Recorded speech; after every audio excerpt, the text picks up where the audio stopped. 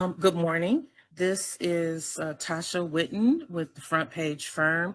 We are thrilled to be the agency of record for the Super Bowl Soulful Celebration. And we are just thrilled to welcome everyone here to talk about this year's celebration, the 27th annual. For more than a quarter of a century, the Super Bowl Soulful Celebration has truly stood as the premier NFL-sanctioned inspirational program of the entire Super Bowl week. The show brings together music, faith, football, and culture in a powerful celebration of purpose and impact. And as in every other year, we bridge communities through this meaningful storytelling, the dynamic performances and authentic voices that are highlighted in the show. And so with that said, we have an incredible group of our creative team members and one of our performers here on the line with us today. We may also be joined by a couple more. But with that said, I'm going to turn things over to our moderator today, Portia Monique. Please go ahead, Portia, to guide us through today's discussion. Thank you so much, Tasha. Hello and good afternoon, everyone, and welcome to the 27th Annual Super Bowl Soulful Celebration Media Roundtable. I'm Portia Monique, founder and CEO of Relevance Media, and I'll be serving as your moderator today.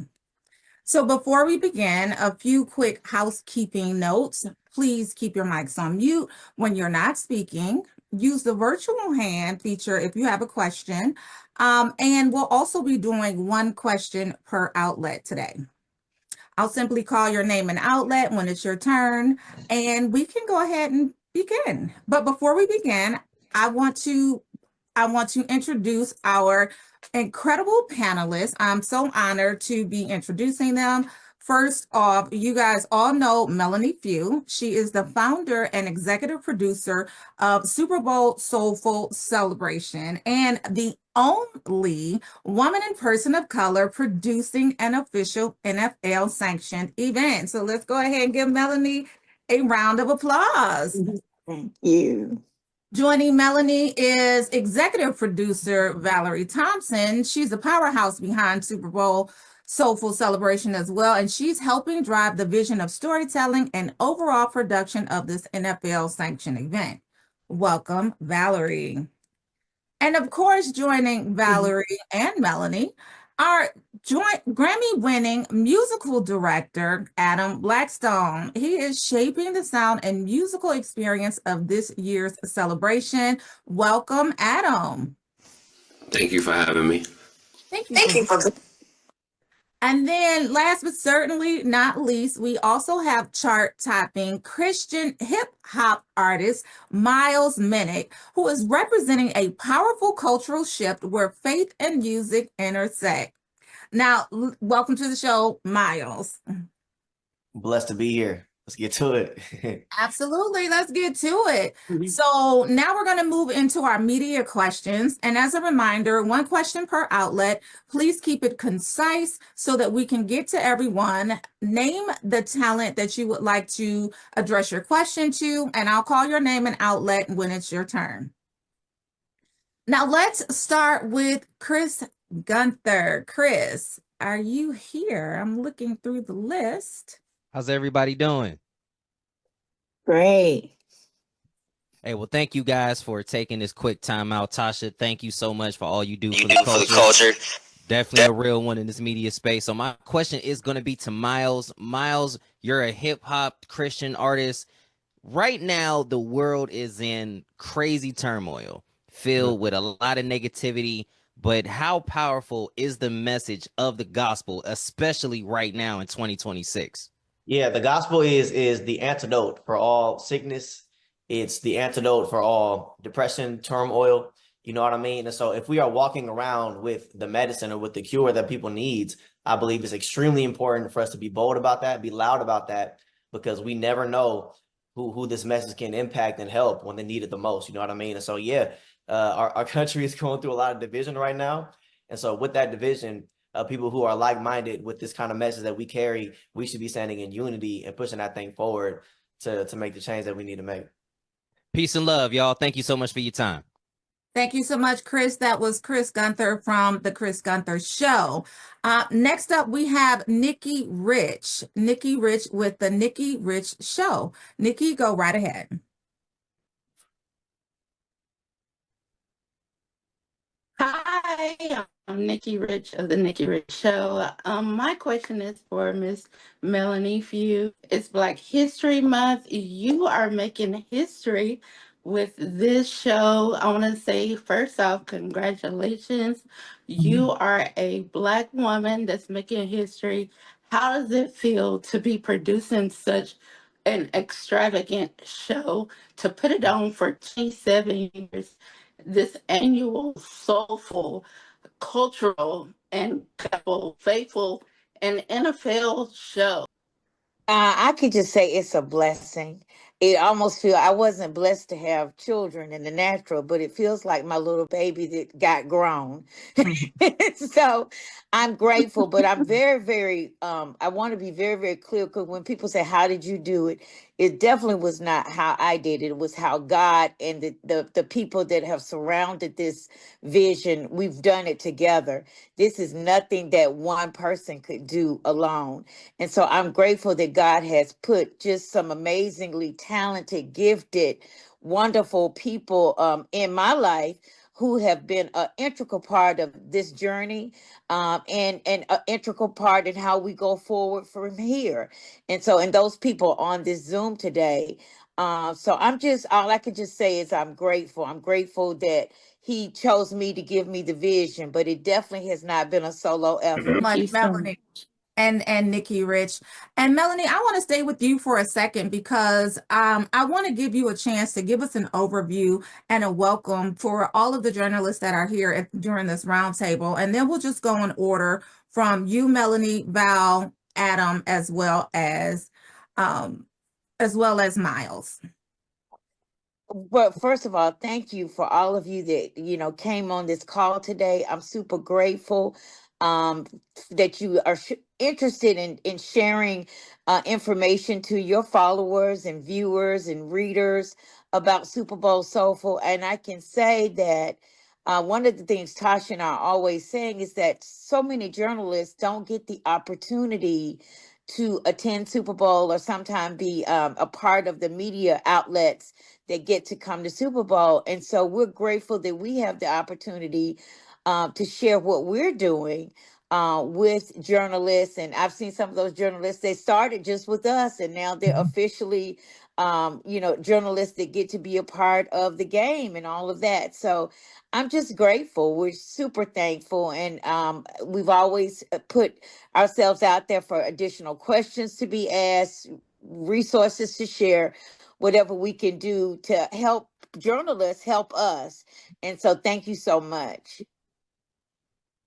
Thank you, Melanie. Now, Valerie, I would like to give you a chance as well. And hi, Melody. Thank you for taking my question.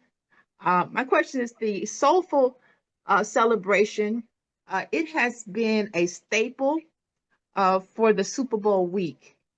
And when you first envisioned it, when you found it 27 years ago, was this your vision? Actually, no, it was not. I'm aging myself here, but I went to a Super Bowl back in the early 90s. I was right out of college, and I'm not gonna lie, this was my before Jesus years, okay? And I was partying all week, having a ball. By Sunday, I was looking for a church service. I was like, Lord, help me, please.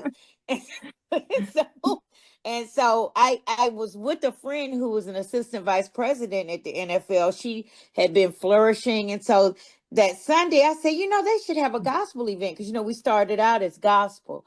And she says, well, write the NFL, write my boss and see what he says. And so we had 7 years of rejection letters before we ever got to do it. Was Super Bowl gospel back in those days. And how Super Bowl gospel came about was in 1998. Gene Upshaw was, NFL legend. He was still alive. And he told all of his peers, he says, I know how we can get rid of this lady. We're going to tell her if she can get Gladys Knight, we'll let her do this event and give her NFL sanction. Well, Gladys went to high school with my aunt. And so he thought we've gotten rid of her for good. But my aunt called Gladys for me, and Gladys said, sure, I'll come and we'll do it. And the very first one was in 1999. And so here we are now in 2026. Thank you. And look at the power of relationships. Congratulations on that beautiful start. Now, I do want to give Valerie Thompson a chance to give a welcome and an overview. Then after Valerie Thompson, we'll go to Adam Blackstone next. Valerie?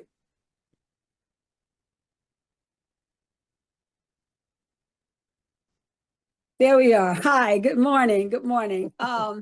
So I came on to Melanie calls this her child, and I feel like I'm the child's nanny. So I came into this 4 years ago now, Melanie, or is it 5? One of those. And I've enjoyed being able to create new avenues for this property that has been so successful for so long. And I wanted to be able to give it new eyes and for people to be able to see it in places they hadn't seen it before. So that's been one of the real goals that I've had with this. But I love the brand. I loved being able to meet all of the athletes and being able to tell their stories in different ways and putting them into situations where people don't think about them all as just, hard kind of gridiron kind of guys, tough on the field, but what else do they do? And that I love that that's what this show does. And it, by showing these athletes in those softer, kinder, gentler kind of ways, compassionate ways with their faith, I think it touches people in a way that nothing else could do that. Because you need to hear, people love hearing about their stars and celebrities, and being able to realize that they are people that are working in the community and changing lives, and then fusing that with music too, because I think entertainment tells the best story, So those are the things that I try to make sure that we include in every one of the productions. And yeah, that's me. I'm a little nervous. I'm normally out back instead of on press, so forgive me. You did amazing. Thank you so much, Madam Producer Valerie Thompson. And up next, we have Mr. Blackstone. Please give us your welcome and an overview of why you're here. How you doing, everybody? My name is Adam Blackstone. I am the musical director and one of the co-producers this year. I'm so excited to be a part of anything that represents our culture. I've been able to travel all over the world with the likes of Rihanna, Jay-Z, Alicia Keys, Justin Timberlake, and so many others, but it's nothing like playing our own music for our people. And whenever I can do that, I'm feeling very grateful. This show is my 3rd year being a part of this show. I think I came on to bring a little more inclusiveness when it comes to the genre. As Mel said, she started as a gospel show, but then we transitioned to just soul music because everything that I feel like we do is inspirational anyway. So we didn't want to exclude any other genre, whether that be country we've had, whether that be classical, whether that be Earth, Wind and Fire, soul music, whether that be T-Pain, or whether that be Miles Minnick. You know what I mean? We wanted to include everyone to give the message of hope. And it's been my job and my beautiful task and honor to put this music together for this incredible show. And we have a special one for you this year as well. Wonderful, wonderful. Thank you so much for your contribution, not only to this show, but to music worldwide. We certainly appreciate it. We love your music. We continue to listen to it. And thank you for blessing us with the sound of music. No doubt. Now, I want to move on to the next question. And the next question is going to Jackie Morrell, EGO Entertainment Network. Jackie? Hello, everyone. Okay. Lady J with Ego Entertainment. And thank you for allowing us to be on today. My question is for Miss Melanie Few. So this year's theme is going higher. And with the state of our nation feeling so low right now, how do you hope people are impacted by this year's show to give them hope in going higher?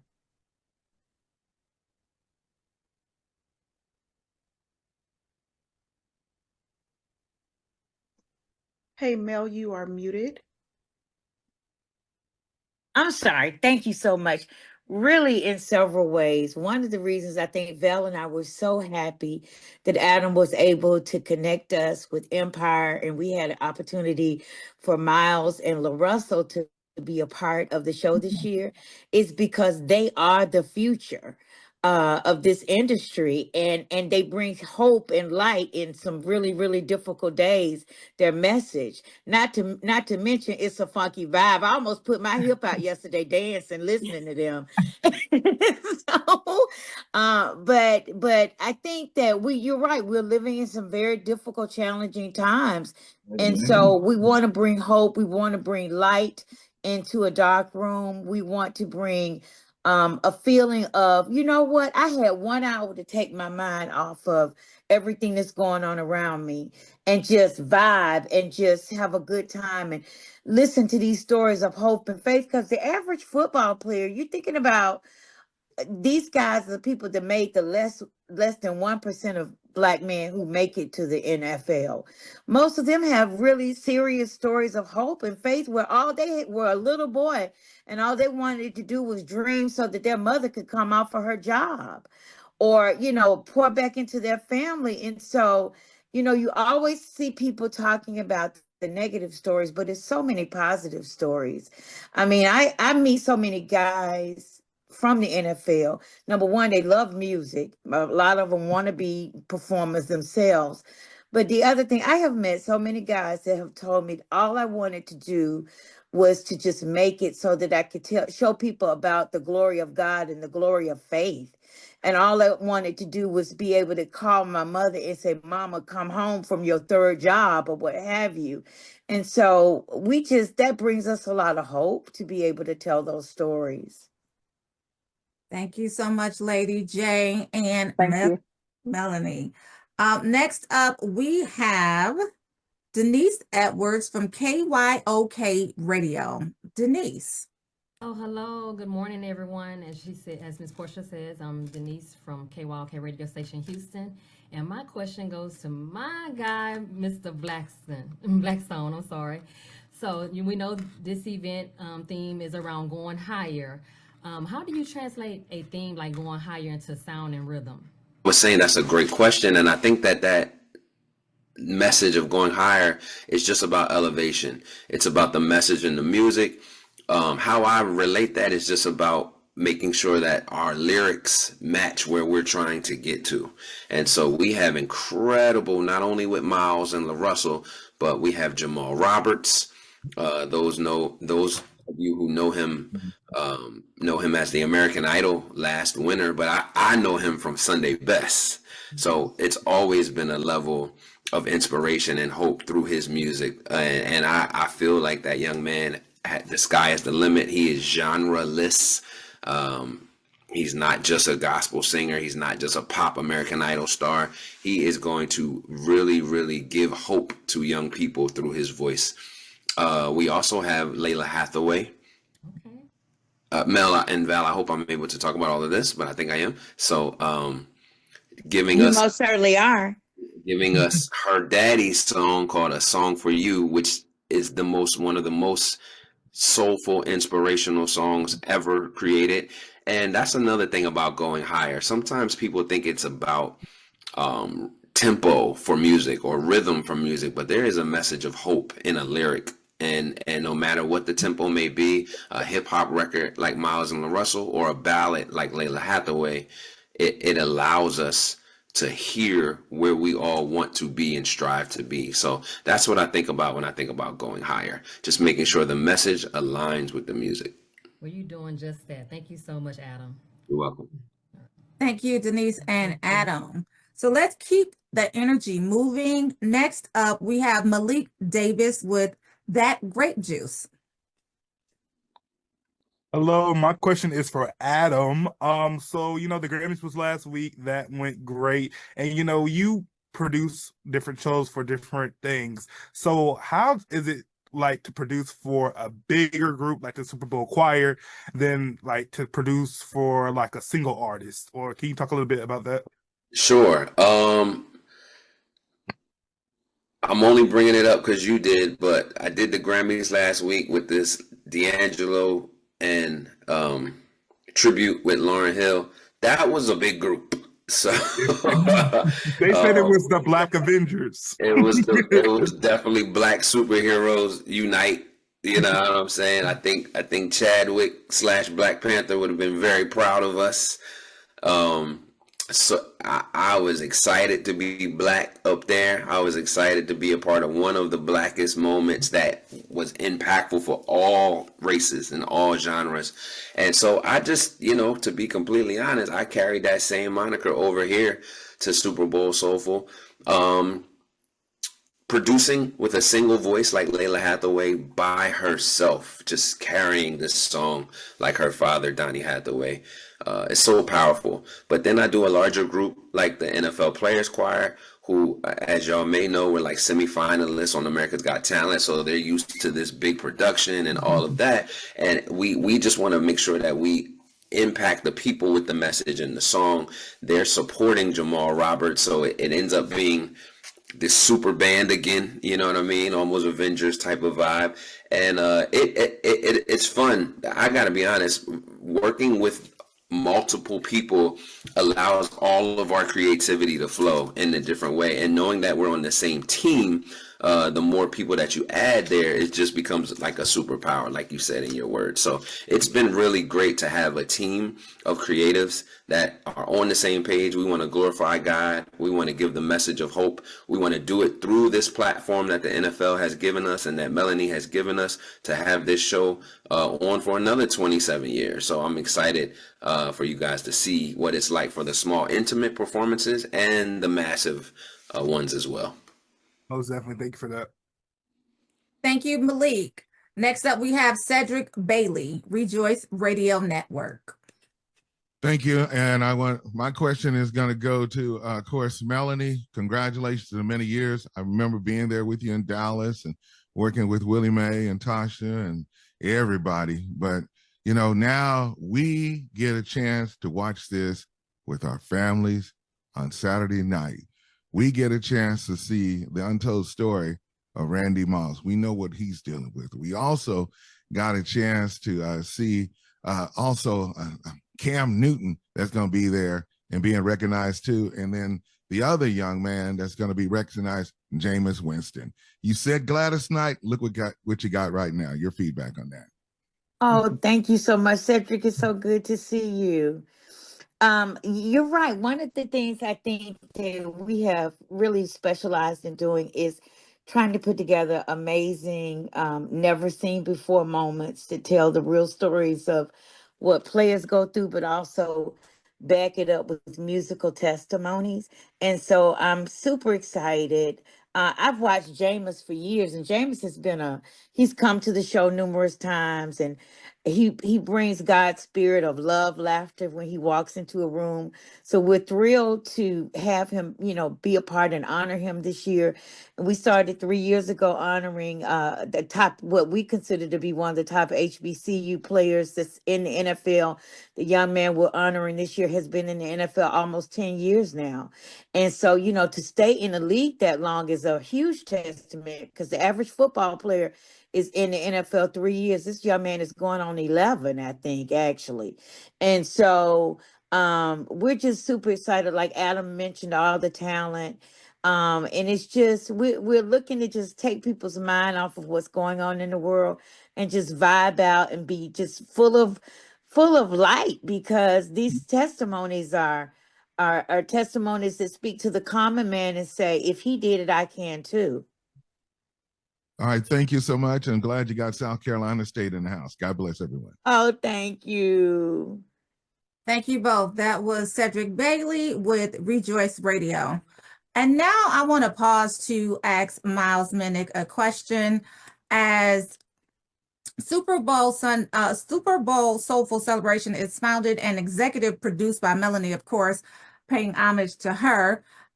Let's go ahead and get your question in, Miles. What brings you to the Super Bowl Soulful Celebration this year? And are there any specific elements or aspects of the celebration that you find particularly inspiring? Well, definitely. I think the overarching theme of this year with going higher, that's exactly what I came into this year aiming for. I mentioned this yesterday, but stagnation is the enemy. And I believe we as a people, now more than ever, it's time for us to band together to elevate, to go to that next level that we all can go to much easier when we come together and share our voices for a positive cause. And so this means the world to me, right? From EBT to BET. You know what I mean? And so the vision completely aligns with the vision of my team. So this is nothing but a God dream for me. Love it. Can't wait to see it. Now, next up, we have Tracy Morrison, the exclusive press. Tracy.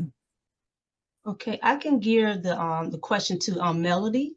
So the question is, how does gospel music and sports, how does that intersect in creating a sense of hope, unity, and purpose? I think it intersects in a few ways. When you look at sports, and you look at, well, right now I'm talking from an NFL perspective. When you look at these players and everything they've gone through and how they have had to show discipline and a regimen of a schedule and what have you all their lives. And like I said, less than 1% of Black men make it to the NFL. So when you look at that and you look at the stories of hope and faith that gospel music provides, and you bridge that together, it presents an opportunity for beautiful, inspiring moments.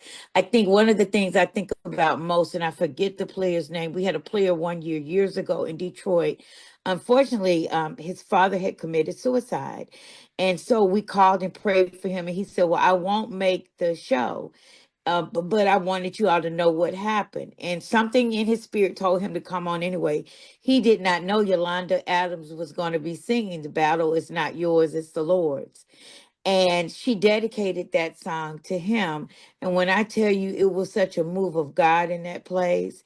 And so I just think it's about, like I said, taking the helmets off and showing everyday people can live this life, of inspired opportunities to reach people. And so that's what I think. Okay, all right, thank you. Thank you. Okay, all right. Yes. My question is, of course, a couple of comments before us for Miss Melody. You talked about 1999. Of course, I thought about Prince song, so I guess you parted like it was 1999 that year. But I want to kind of bring in food for this celebration. Of course, Super Bowl is always talking about what favorite dishes and what everybody's going to have. So how does food, music help bring people together during this cultural moment and the Super Bowl experience? I think, well, let's talk about last night for a second. We hired a local caterer here in San Francisco to do the food for, the talent and the crew and everybody. And everybody's like, oh, it's probably not going to be that good. Because a lot of us are from the South. We're from Atlanta. It's probably just going to be okay. Honey, he threw down. Do you hear me? So I think it brings people together, to taste and experience things that maybe they wouldn't normally taste and experience.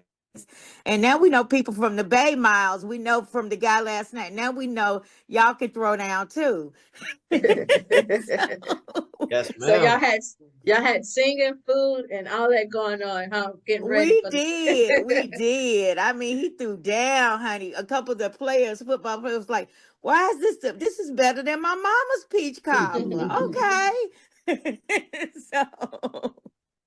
Thank you so much. I hope you enjoyed the 27th. Congratulations. And my favorite Super Bowl celebration would be the one I attended. It was in New York. You had Donnie McClurkin, and I can't remember who else. It was a rapper. Okay, yeah.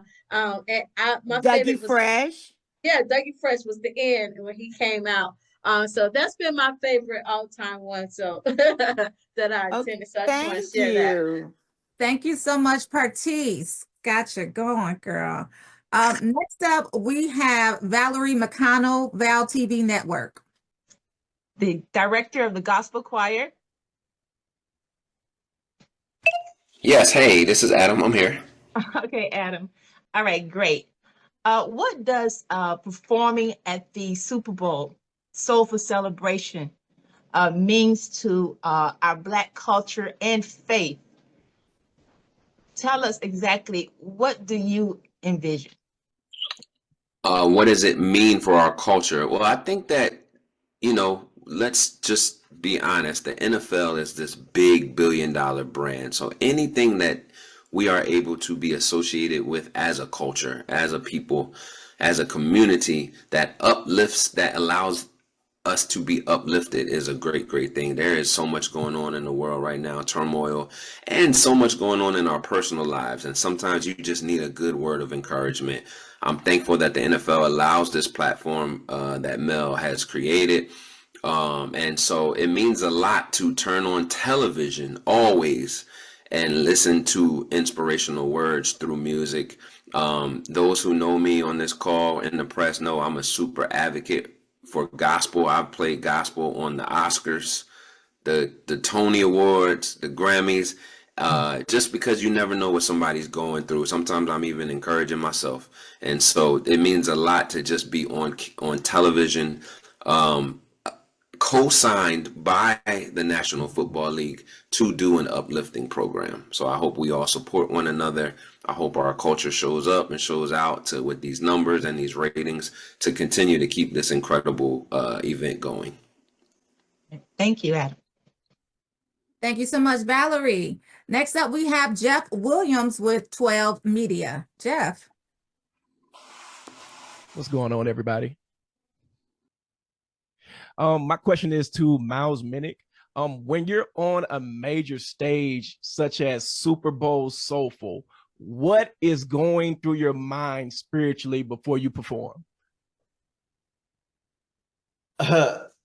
Spiritually before I perform, in my mind, it's like, God, is this really happening? Is this really real? Did you really choose me to be on such a platform like this with all of these amazing people? Why me, Lord? But even if you never tell me why, let's get it. Let's go. Whenever God opens these kind of doors, it inspires me, encourages me to know that maybe he put something on the inside of me that's going to benefit whoever is on the other side of that screen. So I try to just hone in on that. Thank you so much. What an emotional response. For some reason, that evoked emotions in me. But thank you so much for the question as well as the response. Next up, we have Lynn Woods. Lynn. Thank you and good afternoon, everybody. It's such a blessing and a pleasure to be here. I remember when Melanie did her first Super Bowl Soulful Celebration, so I'm just excited to be here. What I wanted to ask Melanie is you talked about the different testimonies for about different soulful celebrations that you've done. What makes this particular one in 2026 so unique and so different? I think, and I want to actually probably give this question to Valerie Thompson. I think with the way that we have evolved, I love the fact that Adam and Valerie, I'm older and I get stuck in my ways. And I love the fact that they get on me to open up my mind for the new and the way things are evolving in the entertainment space and how we have to look at things differently. And even yesterday in our morning text, they were like, hey, we're doing something different and something new. And it's going to be amazing. It's going to be great. It gives us an opportunity to go into the homes of the players and really pull down the layers. And so I want to publicly thank them for getting on me and making me open up my mind to not doing things the same way forever in a Christmas day. And so I didn't know if you wanted to chime in there. I can pop in. I think I'm muted though. No, you're on. I'm on. Okay. I think that what you did 27 years ago was something that had never been done before. So I think that this is a perfect opportunity for you to do something that has never been done before. So I think that people are looking at you to be that. You've had collaborations with people that don't normally sing together. You've had moments in the show that people hadn't seen before. So this is just another evolution of that. And I think that the way to reach people and to give them the word is to go to where they are, because they can hear it better if you're talking to them in the way that they can understand it. So I think that this will feed to the Instagram, TikTok feed of the way people look at entertainment now and how they get their entertainment. So I think that doing the show this way will feed that as well. And I'm happy you let me try it. Mangum from Believe Radio. Tiffany. Yes, hello everybody. Tiffany Mangum here with Believe Radio Media Group. This question is for Miles. As a Christian leader in hip hop, and also a representative of the West Coast, shout out, I'm a Cali girl myself. You kind of touched on this a little bit about how you feel this platform is evolving the way faith, specifically gospel and hip hop culture, are intersecting on this stage. How do you feel that platform is evolving? And what do you think is the next step for Christian hip hop on the world stage? You know what's interesting? I believe there is a revival going on in the industry amongst a lot of the artists. And in turn, there's also a great awakening happening, you know, with the audience, you know, who's developing a new appetite for this kind of music. And so if anything, by us putting out this kind of music and being in these kind of programs, we are catering to the craving. People are craving something new, something potent, authentic that could feed their souls. And the Soulful Celebration and things like it and get to do that in a new way. So I don't think it's taboo for these kind of things to exist in 2026. I believe it's needed and wanted by a lot of people. And so we got to keep it going. I wanted to talk a little bit about for a second about how we choose the players. I think that's one of the parts of it that I most enjoy is selecting which of the players we're going to honor. And I spend time in the off season and as the season begins, watching the players and understanding what they're about and the kinds of things they represent. If they're publicly talking about their faith and being an inspiration to their teams, I watch that, and I'm the one that's on social media looking at them and also watching the games and just following them throughout the year. And then I bring those names back to the body and say, what do you guys think about these? And we reach out to each one, you know, their agents and the Players Association and things like that to try to contact them and talk to them and get them to see whether they'd be willing to tell their story. So I enjoy investigating and getting to know about the players and coming back with names. Okay, awesome. Well, thank you guys so much for answering my question. Happy Black History Month, everybody. Thank you so much, Alexis. Thank you. And thank you for that wonderful insight, Madam Producer. That is definitely something that we need to keep in mind, how we're showing up on social media, because we never know who's watching, right? Right. So Gina, Life in Entertainment, you are up next. Thank you so much. Thank you so much for everyone for allowing Life in Entertainment to be on this wonderful panel. I've been so blessed to be able to be a part of the media for the Soulful Celebration for 4 years. All praise be to God for that. And I just want to say thank you from the bottom of my heart. My question is an open question, but Melanie Few, I would like to thank you as a woman of color who set an exemplary example for entrepreneurship, for allowing yourself to be of service in the community and giving back to God by doing God's work and putting everyone in a building collectively to work as a team. I'm so inspired. I look up to you and just about everyone in this panel, even from my media counterparts, for the hard work and dedication that you all have. So my question would be, in your experience, your ups and your downs, your wins and your losses. I'm blessed to actually be in you guys' presence, and we're excited about the 27th annual. But my question is for Mr. Adam Blackstone. And I know that whenever we see his name pop up nowadays, we know that we are going to get a cultural music celebration. And that is a blessing all in itself. But my question is for you, when you're coming up with the production for such big stages and things like that, how do you connect the music, the culture, and now with this platform, the faith and the football with the message of going higher? How is that done out of all of the different productions that you've actually been involved in? That's a great question, Tamiko. Can you hear me? Yes.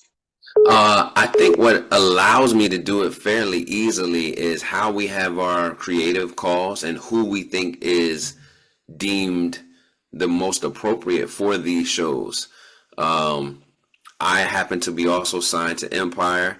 I was at Rolling Loud when I saw my brother Miles Minnick do a freaking 10,000, 15,000 person altar call, and then had us also rocking, dancing, you know, the whole thing. So when I brought that to Mel and I brought that to Val, I also did NBA All-Star last year, which was in the Bay Area, and I was able to work with LaRussell for the first time. So to find out on a phone call, a Zoom that we had with all the guys, that they had a song together that happened to be called Game around this Super Bowl time, it you know, God aligned it that way.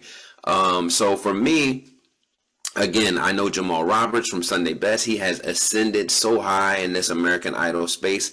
I knew the calling on his life through God, and I presented that as well to the ladies to have a message of encouragement. So it really is a creative place in my mind to know who I know our culture listens to, the words that they speak, they rap, they sing, they play, allows Mel and Val to have the decision-making ability to say this is why they belong in our show. And so it's been fairly easy, if I can be honest, because everything that I do is for inspiration. No matter if I'm playing jazz, soul, country, rock, hip hop, whatever it is, I'm glorifying the Most High always through the music. And so I'm thankful that this show allows it to be seen in that way, no matter the genre. Thank you so much. And thank you for that great Grammy performance as well. You definitely did that for us in the culture, and we really appreciate how you did that for that. So congratulations, and thank you guys for having me today. Thank you. So we're going to try to push through these last couple of questions really quickly. Melissa Quesada, you're up next. Hi, thank you. I'm Melissa with Quesada Media on Ignite with Melissa. So my message, or my question actually, is for Miles Minnick. So shout out to the Bay Area. I've been following you for a long time, from your testimony when you were let go and throwing it back to not your average, come on somebody, as well as being Christ-like. The Soulful Celebration theme is about going higher. So with repeating your words as God ain't done from the east side to the west side, you lyrically speak to the soul on how you want, as you lyrically speak to the soul, how do you want to not only take your performance as a minister of music higher, but the souls in the soulful celebration higher? Woo! Come on. What a question. What a question. So I believe, you know, as we take the music higher, the quality of the music higher, the presentation of the music higher, it then has a higher possibility to take people higher. You know, I'm a firm believer that as you put out excellence, you can help other people become excellent and inspire them, you know, easier. And so, yeah, it's important that we hone in and become better as artists, so we can further inspire the world who's listening and watching, for sure. Peace.